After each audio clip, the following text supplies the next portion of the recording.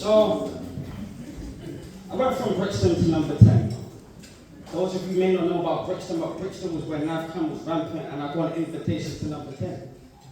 But I was there at 4 years old, when the babysitters didn't want to look after me because they thought I was going to die.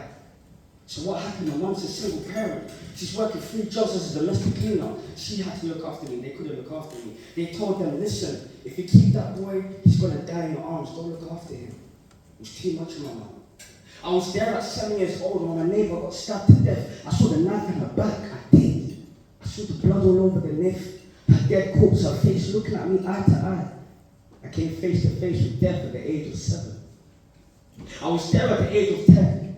My brother was involved in the gang, so I put the gang life on. I remember he told me the gang members were trying to groom me because they saw me as another version of him. He told me, listen, if the police come in the house, he gave me these drugs. He said, if the police come in the house, listen, flush the drugs. Boom, boom, boom. I hear the police coming through the door. I see the canines, the dogs are coming in. I ran into my brother's room, and then I ran back into my mother's room, flushed the drugs. I'm just a child, I was only 10 years old. They wouldn't have thought that I was flushing the drugs, but I did. What I mean was to protect my brother. I was there when I was 14, and the opposition came to the house. That's oppositional gang members. They came to the house, they were trying to attack him. I grabbed that little back, my neighbor was like, what are you doing? Get back inside! I went back inside, but listen, I was 14. What I knew is that I had to protect my brother, grab that little back. I could have gotten involved. I was there, in the face of poverty. I sat down with my mum. My mum's Ghanaian. She said, Nana, I'm working harder than I've ever worked before. Why was she 6 years old when she told me that? She's working 2 jobs as a domestic cleaner, and she has to hold down 4 boys by herself. I'm the youngest. That's what she told me. But I was there at the age of 16 when she told me this. She said, Nana, you're different. It doesn't matter where you go. It doesn't matter where you are, you're different. So everywhere I go, everywhere I am, I may not know them, but I know the one that's in me, and the one that's in me is greater than the one that's in them. And the one that's in me will make the room for the spaces that are there. So what I knew is I just kept my eyes on Jesus. There at 16 when I started speaking, events started to come, I started to share my story, got an invitation to number 10, speaking at universities, speaking at corporates. But the reason why things were able to shift and things were able to change is because God, even though my father wasn't in my life, he said in his word, I'll be a father to the fatherless. The Bible is wrong if you guys didn't understand that before. It is wrong. So he said, I'll be a father to fatherless. So what did that look like to me? That looked like lentils. That looked like people like Pastor Adi stepping in my life. They look like people like Andre stepping in my life, being lentils. Why? Because that's what made a father to me. That looked like Wilberforce coming with the force, going back to the source. That's a father figure to me. Why? Because all of this has been mentorship. That's why I'm appreciative of this. And that's why this is a kingdom. And the thing that we need to understand is that in this kingdom, we're all working together. We all read it. There's a great commission. We all understand this. For Christians, we understand this. But I feel like we read it too quickly. He said, go into the world, disciple the nations. That wasn't a religious statement. That was an educational statement. That was a political statement. That was a governmental statement. That was a spiritual statement. That was a healthcare statement. That was a business statement. What is he saying?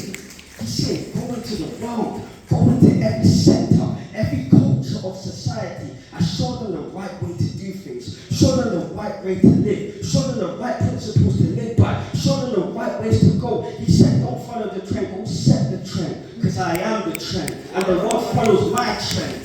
That's what he said. So what does that look like? That looks like going into the world, impacting the world, going into different spaces, impacting those different spaces. And that's what he said. When we go into those spaces and bring his culture, that's when we'll see change. Why? Because there's a real kingdom. I believe that heaven is a real country. It's a real kingdom. And in that kingdom has the best military. It has the best government. It has the best society. It has the best healthcare. No one gets sick in heaven. There's no one that needs to reuse clothes in heaven. Everyone is in good health in heaven. There are streets of gold in heaven. So what is he saying? He said, come to me, download from me, and I'll give you the best ways to do things. That's why Jesus said, Father, let your will be done on earth as it is in heaven. What does that mean? It's possible for earth to look like heaven. But what does that mean? It means that since we're still here, the Holy Spirit is still here. Jesus hasn't come back yet. We still got business to do. And that's why I'm so vulnerable about my story, because there's other young people like me that need the stuff like this, that need the support, that need you Christians to stand up and rise up and take your space. Because Andre, they were Christians, so they got deeper. They looked at the spiritual stuff. In Wilberforce, we look at the spiritual stuff. We look at what's really dealing with the person. And that's what the world needs. They need people that look beyond their title, that look beyond their position, that look at them for who they are as an identity issue. But don't worry, we have the one that has the identity. And we have the one that's already conquered it. That's why I can't come from that background. Look at death in the face, but it's okay, because you already looked at death in the face and came again 3 days. And that's why I can stand here with this boldness, because you already done it all. Jesus is the solution.